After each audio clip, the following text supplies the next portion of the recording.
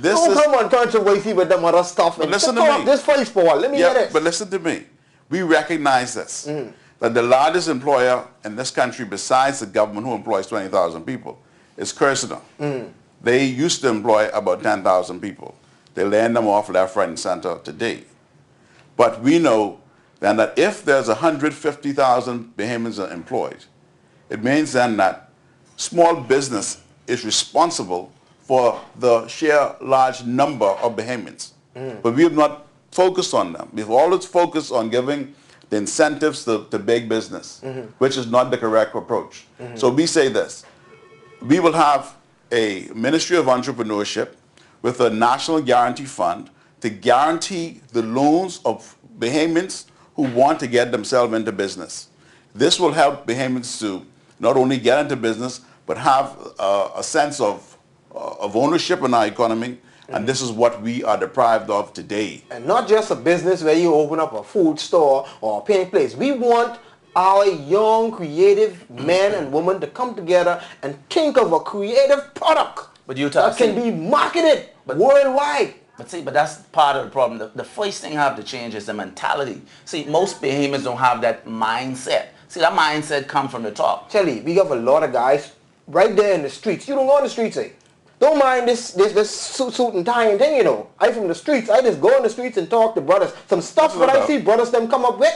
If they had money to back them, Chelly. That's the point I'm making. The mindset from a national perspective. The ideas to advance this country is in the heads and minds of Bahamians who walk the streets every day. But Chelly is correct. The country takes on the persona of its leader. And if the leader has a heart for entrepreneurship, you're going to find that it's going to grow up all around this country. Let me give you an idea today. Today, you have many people on our streets selling phone cards. They're selling newspapers. They're selling peanuts, soft drinks, whatever it is. They're being chased off the streets. But a leader with a heart for entrepreneurship says this. We're not going to chase them. What we're going to do is we're going to give them a permit. They'll pay a license, $10, $15, whatever the case is, to be on our streets, to give them a sense of ownership in our economy, not to try to run from the police, hide from the police, or even be bribed by the police in order to exist. But even Utah, but for me, on a bigger level, you look at tourism.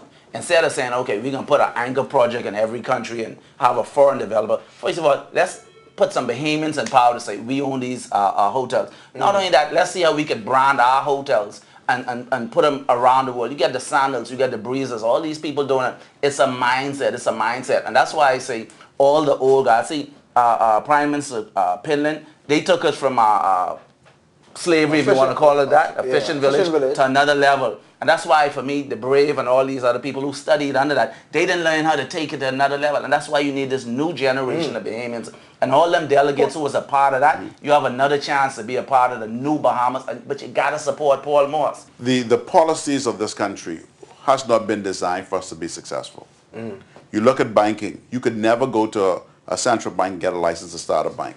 It couldn't happen with you. Because their policy is that you must be a subsidiary of a major bank from an approved jurisdiction. It can happen. Wow. And so we have to change the mindset on so many fronts. If we don't change it, it means then that we will always be subservient in this country. It'll always be where we believe that the foreign is better and that the international investor will come in and always get the best of our country. You know, when we say in our program and our platform that we will give crown land to Bahamians, people don't understand why we're doing that. We're doing that because we recognize that Bahamians have been left out. Where the gates of our country has been opened and we've been told to sit on the side while the international investor is given crown land. Wow. We take offense to that. We're going to stop it and we're going to give land to Bahamians. Well, Paul Morse, before you become Prime Minister, let me tell you this now. Utah wants to design a full everything indoor studio. You can come in my studio, record your vocals, get your record, press up, go next door and shoot your music video. I want to have a TV station out front. I want all of this, right? I already have the business plan, the full design, but I ain't got no land. And my friend, you'll get more than land. You're going to get a government guarantee through the National Guarantee Fund. This National Guarantee Fund will be there for entrepreneurs, which will go through the Ministry of Entrepreneurship. But it's more than that. It'll also be there to assist Bahamians who are in the financial services, because we understand this, that it's quite difficult to own a business in financial services industry in our country. It has always been reserved, it seems like, for foreigners. The reality is that the capitalization is the thing that acts as a prohibitive function for Bahamians owning banks and other trust companies and other investment funds. Under this fund, we are going to guarantee it, because one thing we recognize is this: Bahamians have the talent. It has always been the resources that have stopped them. Because the ideas that you just talked about, it means that you have the know-how. I mean, we're in your studio today. So it means that you're capable. We've seen movies that Charlie has done. He's capable, but there is the resources. And the country must stand up and step up and support its people. Can you imagine that we just hosted Miss Universe? Oh boy. The government spent $7 million. I think it was 7 million, 6.8 or 5.8, 6 or $7 million to host an international pageant. They have stepped up to guarantee $7 million for international people, but they have not done it for you or you. We say that is over. That is finished. That mindset is done. It's over.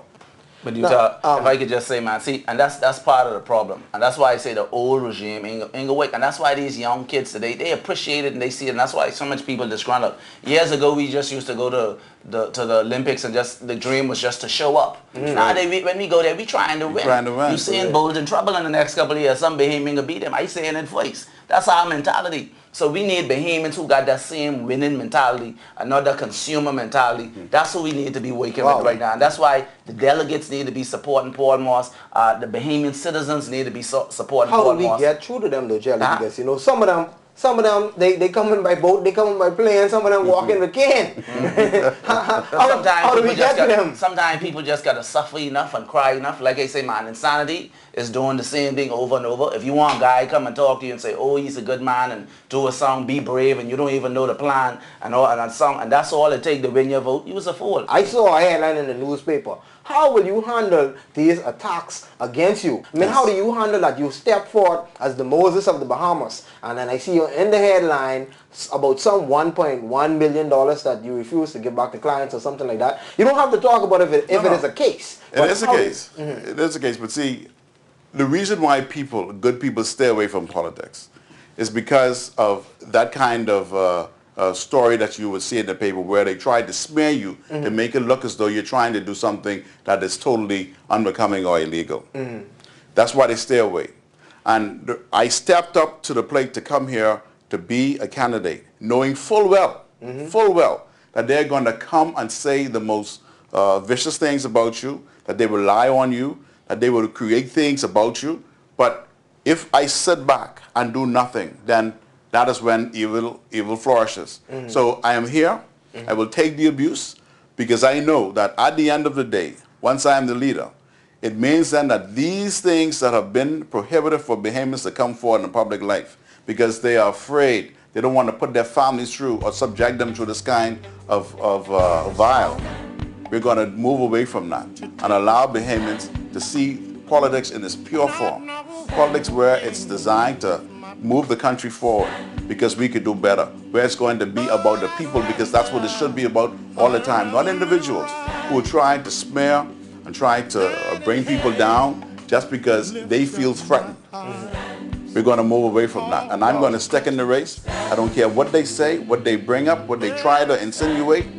I'm going to be here, man, because I love my people and I believe that we can do better.